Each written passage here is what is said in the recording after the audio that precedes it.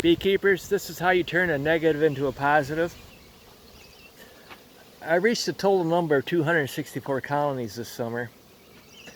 It's July 14th, and I've been cutting back on the number of colonies, the ones that don't have a virgin queen, and they lost their virgin queen or failed to produce one. So I've eliminated about, I don't know, 20 colonies right now, so I'm down to about 244. And 2.5 weeks ago, I was pulling out a frame from one of my largest colonies, and I missed the fact that the queen was on that frame, and she got stuck in a colony down there. Ended up being 121. And I realized that 5 days later when I went through to check queen cells, and I saw that queen in there, and I saw queen cells in 174. So what I did was I split 174 into a lower and upper because I didn't have any room to move it left or right.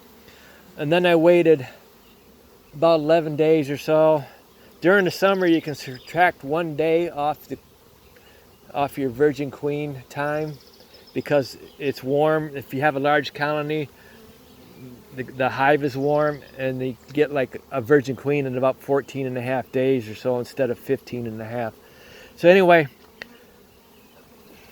I verified there was of course this was all 174 when I did this, a 174 upper, 174 lower.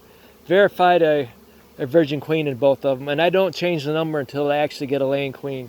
So the lower had a laying queen, that's now 176, and the upper has a laying queen. And let me show you that queen, the quality of my queens.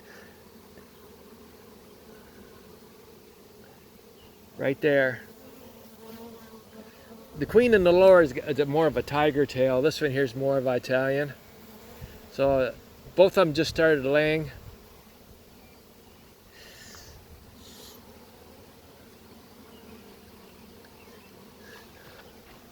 So I turned a negative situation into a positive. I probably would not have split that colony at the end of June because I was worried about producing honey. But you know what? Even after you split a colony, those bees are gathering nectar. They're still producing honey even after you split a colony.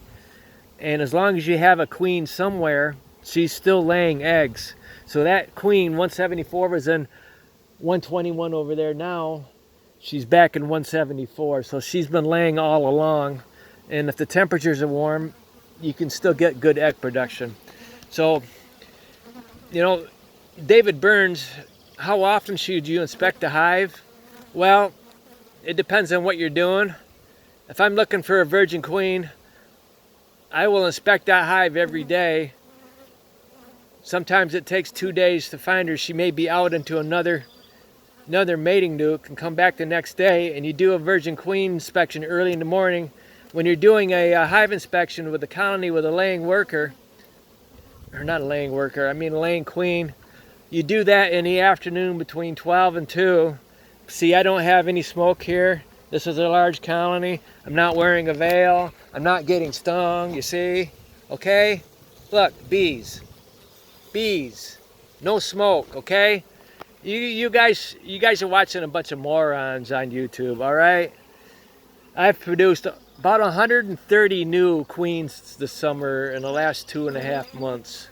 So this is turning a negative into a positive. On top of getting these colonies here, I harvested queen cells from this colony and was successful in getting laying queens and other failed mating nukes on my property. I'd have to look at my notes to tell you how many, but I haven't had time to do that. I'm in the process now of building frames so I can add hive bodies to these colonies. I have every colony on my property now, it has a queen in it. Either she's a virgin queen or a laying queen or a mated queen. So I have quite a few, 244 or so. All right, thank you.